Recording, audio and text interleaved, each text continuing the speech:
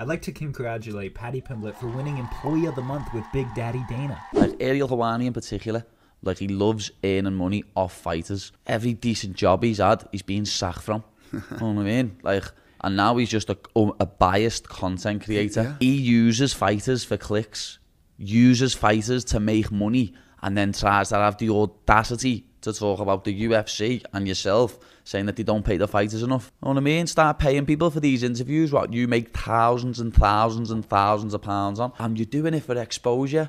No, you're not. You're doing it to put money in your pocket, Ariel, you little rodent. Lads. Woo! I just sat back and let that go. I didn't want to interrupt. He's a massive sack of is what he is. Exactly. He's the biggest piece of all time, and I couldn't have said it better. He wanted, like, when I was in New York for the MSG card last year, he wanted me to do an interview with him. Are you sure about that? Yo, the big fella. What's going down, Ariel?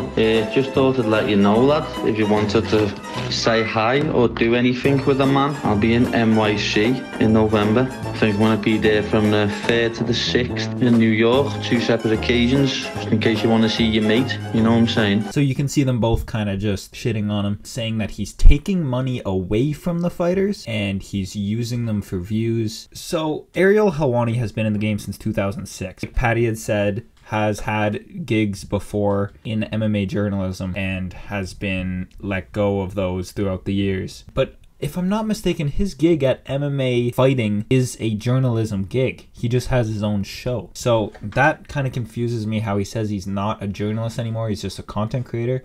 No, that's a whole company. MMA Fighting is a company. It's not all Ariel Helwani. He has a show under MMA Fighting. MMA Fighting has an Instagram account. They do their own shit. They have a website. But Ariel Helwani is a part of that company as a journalist for MMA and a personality and has his own show. So that makes no sense right there. But then Paddy gets into how Ariel is stealing money from the fighters. So Paddy is saying that pay fighters to come onto their shows. And that, I'm sure, does happen. But with a guy like Ariel Helwani, who's been in this game since 2006 and has a large fan base, when you get interviewed by Ariel Helwani, most of the time he's doing you the favor and he's promoting you. He's platforming you on this big platform that he has that has a consistent 20,000 live viewers and can get millions of views after that, depending on how interesting you are. For example, he had Rafion Stotts and Danny Sabatello on today. Do any of you know who those people are?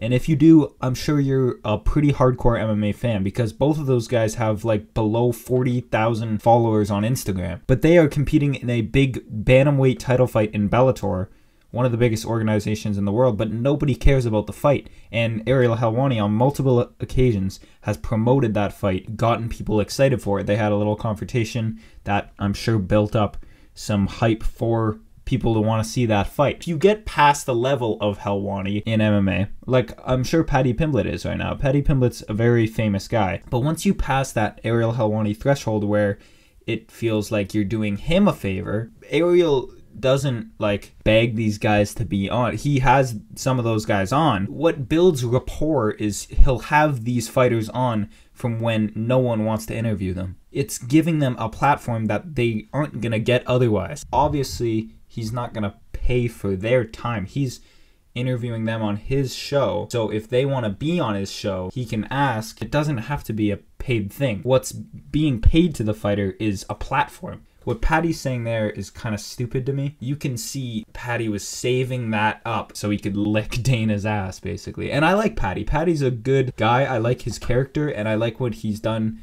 talking about men's suicide prevention, all of that stuff, and I think he's doing a charity for bullying, anti-bullying stuff. He seems like a good guy with a good heart, but these comments made about Ariel Helwani are kind of just ridiculous. And I guess Paddy is in that privileged position where he is kind of already more famous than Ariel Helwani, but the fighters below, who not a lot of people know, when they get an interview with Helwani, that is a big thing. That's a big platform that they can show themselves on and talk about. And those fighters can always say no to Helwani. And I'm sure that Helwani would still pull a good amount of numbers because a lot of his most viewed videos are him just answering all those questions, those hour-long questions. Those get like 300k views. So of course the interviews with the biggest guys like the Tyson Furies, those will get good views.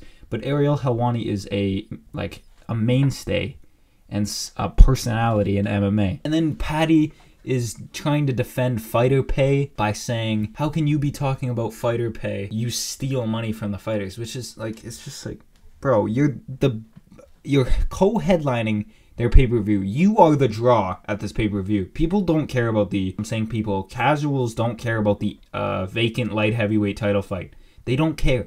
The only reason people will buy this pay-per-view that are not hardcores are to see you fight. You are the draw for this pay-per-view that I'm sure will do minimum 200k buys. Minimum. And then bring in the gate and everything else that goes with it, merch, whatever. And you're getting 25 and 25. And you're the biggest attraction. It's just stupid. He's brown-nosing. And it's kind of frustrating to me because I like Paddy Pimblett as a person. But this is just an L.